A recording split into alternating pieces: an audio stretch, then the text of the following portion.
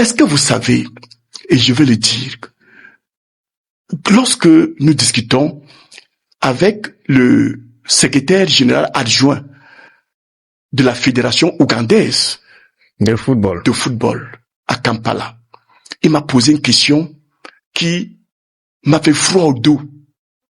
Il m'a dit, Monsieur Nkuvondo, votre ministre des Sports, il a quel niveau d'instruction? Et qu'est-ce que vous avez répondu? J'ai eu froid au dos, je lui ai dit, bon, enfin, je n'ai pas voulu dire que c'est un professeur agrégé de droit.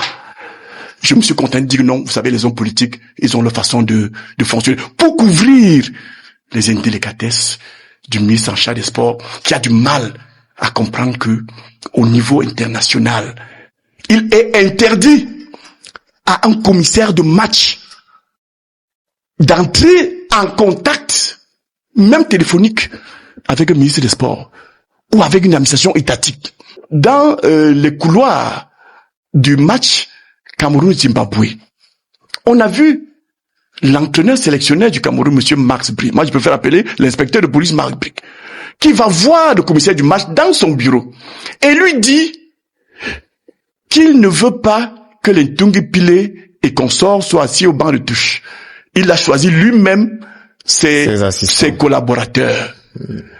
Et le commissaire du match lui dit, monsieur, c'est pas à vous de me dire qui doit se mettre au banc de touche. C'est le représentant de la fédération qui peut être soit le coordonnateur des équipes nationales, soit alors le représentant du président de la fédération, quand ce n'est pas lui-même qui s'est déplacé.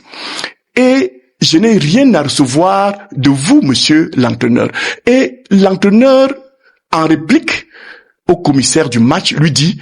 Sortons par là, racontez-nous un peu votre épopée lors du dernier rassemblement des Lions Indomptables, Cameroun-Zimbabwe, Cameroun-Namibie. C'est vous qui représentiez le président de la FECAFOOT. Comment vous avez vécu ces moments entre les polémiques sur les stades, la réunion d'urgence à la primature et quoi vous parlez d'épopée et l'implication des U20 oui, vraiment, dans la préparation de ces rencontres? Comment vous avez vécu ces moments? Je suis gêné de parler de cette affaire qui, je ne suis pas le seul à le penser. Ça fait honte au Cameroun qu'on en soit là, avec des fonctionnaires étatiques qui ignorent tout de la gestion technique de matchs de football. Lors de la non technique, j'ai entendu quelqu'un me dire, lorsque je leur rappelais que laisser la fédération camerounaise de football faire son travail, elle a l'expertise nécessaire à cet effet. J'ai entendu quelqu'un dans la salle me dire, ici, au ministère des Sports, nous sommes tous des professeurs d'éducation physique et sportive. Mais mon Dieu, j'ai honte d'avoir comme fonctionnaires du ministère des Sports, des professeurs d'éducation physique et sportive, qui ne savent pas que, au niveau international, on ne traite qu'avec les fédérations et non avec les autorités politiques, les autorités gouvernementales.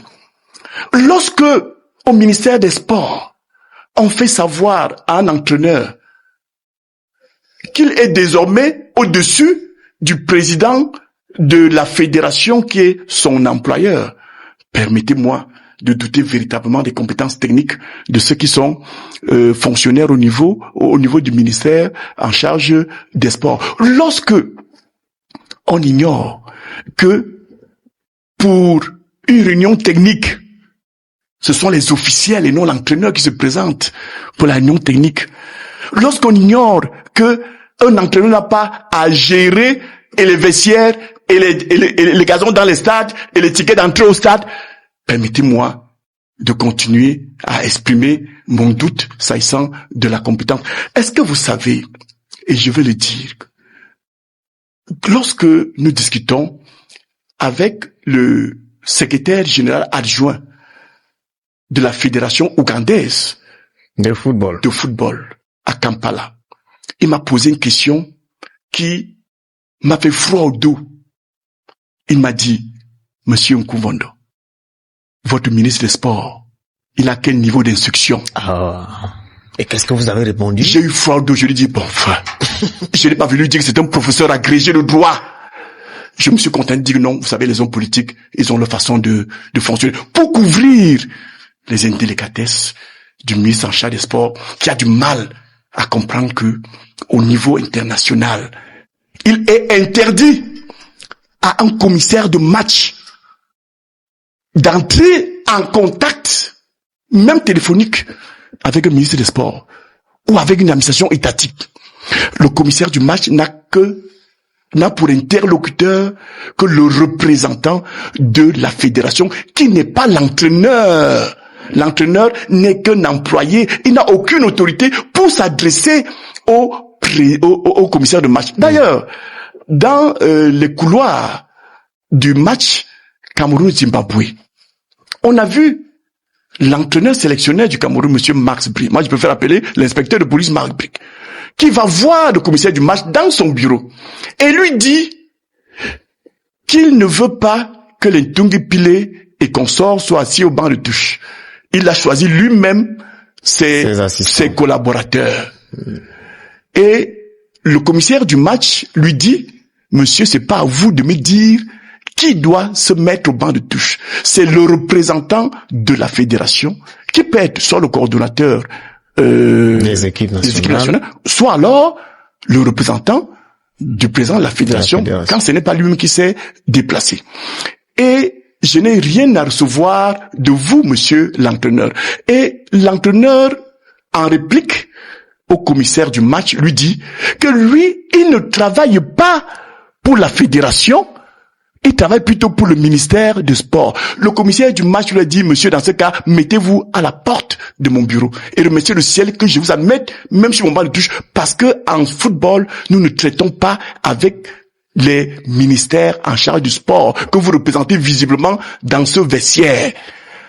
Il a fallu encore l'intervention d'un officiel de la Fédération camerounaise de football qui est allé vers le commissaire du match pour lui dire, monsieur, cet entraîneur, il ne comprend pas grand-chose à ces affaires-ci. Souffrez qu'il soit au banc de touche. C'est pour vous dire que, à partir de seulement ces déclarations, Marc Brice aurait reçu un carton rouge de la part du commissaire du match. Il n'aurait pas dû participer au match. Il n'aurait pas dû participer au match à cause de cette doctrine qu'on lui met dans la tête au ministère des Sports, en lui faisant croire que ce n'est que lui qui peut parler au nom de l'équipe nationale de football, qui peut parler au nom de la Fédération camerounaise de football, alors que dans l'orthodoxie des choses, il n'est qu'un employé de la fédération, soumis normalement, logiquement, à l'autorité hiérarchique de la Fédération camerounaise de football. Ce n'est pas parce que, comme vous le dites, le ministre, l'État du Cameroun paye à travers les mécanismes que nous connaissons, paye l'entraîneur, met à la disposition, on dit mise à la disposition pour emploi. Vous le recrutez si vous voulez. Comme on peut mettre à la disposition d'une fédération un fonctionnaire du ministère des Sports. Ça s'est vu plusieurs fois. Mais on le met à la disposition. Mais pour qu'il soit mis à la disposition d'une fédération que je dirige, il faut mon accord. Parce que je peux dire, de ce monsieur, je n'en ai pas besoin, je n'en veux pas. Et ça s'arrête là. Du moins, il en serait ainsi si le Cameroun était encore un pays normal. Est-ce que l'intervention du Premier ministre aura servi à quelque chose? Je ne sais pas. Qu'est-ce qu'il a fait? Mais pour moi, rien du tout. Il demandait aux joueurs d'aller... Je l'ai vu en réunion avec des lions. Oui, mais il demandait... On nous a fait comprendre qu'il les a Il a demandé aux joueurs d'aller où le match est prévu. Souvenez-vous, je passais sur les plateaux de télévision, on m'a traité de tous les noms d'oiseaux sauvages du désert. Lorsque j'avais dit, par 2 fois de suite, que le match Cameroun-Namibie se jouera à Garoua ou ne se jouera pas. C'est une vérité. Parce que, après qu'on ait retenu le stade Japoma de Douala, le ministère des Sports a émis des réserves prétendant que la pluviométrie dans cet espace géographique du Cameroun était tellement élevée au point où les stades construits par Paul Biya devaient être inondés, pour dire aussi que ce sont des stades qui ne sont opérationnels qu'en saison sèche. Nous avons choisi, en collaboration avec la CAF et la fédération namibienne dans une séance, dans une réunion tenue en visioconférence. Vous savez pourquoi? Parce que au cours de la réunion à laquelle j'ai pris part en tant que représentant de la Fédération camerounaise de football, on a fait venir les journalistes. Et la réunion se tenait en mondovision. C'est la CAF qui suit les débats en réunion, qui interpelle le secrétaire général de la Fédération camerounaise. Mais nous sommes en train de préparer le voyage pour Douala, mais il me semble que Douala n'est pas praticable. Illico presto, trouvez-nous rapidement un autre stade, parce que nous savons que le Cameroun a au moins 4 stades homologués par la Confédération africaine de football. Oui. Et en accord aussi avec la Fédération namibienne de football, ça se passe rapidement avec les moyens modernes de communication. Nous arrêtons de commun accord, dans cet accord tripartite, que le match ne pouvons plus se jouer à Japoma, il va désormais se jouer à Garoua. Lorsque je l'annonce en pleine réunion, c'est que c'est déjà arrêté. Et il y a quelqu'un qui ne comprend sûrement rien aux nouvelles technologies de communication aujourd'hui, qui est d'une époque aujourd'hui révolue, qui ne comprend rien aux choses du monde moderne, qui se lève pour dire que ce n'est pas possible qu'il y ait une réunion en visioconférence. Mais je dis, mais monsieur, il sort d'où? A-t-il encore une place dans le milieu du sport où les choses vont très vite? C'était toujours un professeur de PS. Vous voulez me tirer les verres du nez, vous savez bien de qui je parle. C'est pour ça que j'ai compris que j'étais vraiment dans un cercle de vaudou, et je me suis retiré et je m'en suis allé. Je dis, ma place n'est pas dans un cercle de l'irrationnel. Et je suis parti en allant dans les médias pour dire, la CAF a déjà décidé, on n'y peut plus rien. Si nous ne jouons pas à Garoua, comme l'a déjà arrêté et inscrit dans son agenda la CAF, et aussi la Fédération namibienne de football, ce sera un forfait avec toutes les conséquences juridico-sportives que cela devait assumer dans ce cas. Entraîner. En cas de forfait, qui devait assumer? Et je le dis encore devant vous, c'est ceux qui se sont émixés dans la gestion des affaires de la Fédération camerounaise de football en termes de gestion, en termes de choix des stades, qui auraient assumé cette responsabilité. Oui.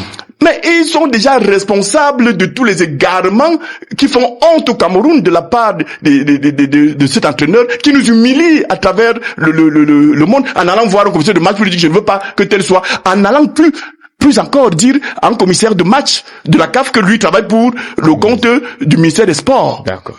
Je vous l'ai encore dit qu'il a fallu encore l'intervention d'un officiel de la Fédération pour que on ne mette pas ce monsieur à l'écart. C'est pour dire que il est grand temps que nous pensions à faire du Cameroun un pays normal. D'accord. Parce que il y a quelqu'un qui paie à son âme aimait à le dire. On a normalisé les cas. Normalisé les cas. Et on a écarté la norme. On a écarté la norme. On a d'abord écarté la norme. Et on a normalisé. On a normalisé les cas. Oui. Il faut qu'on revienne à des choses plus bonnes, pour dire les choses simplement.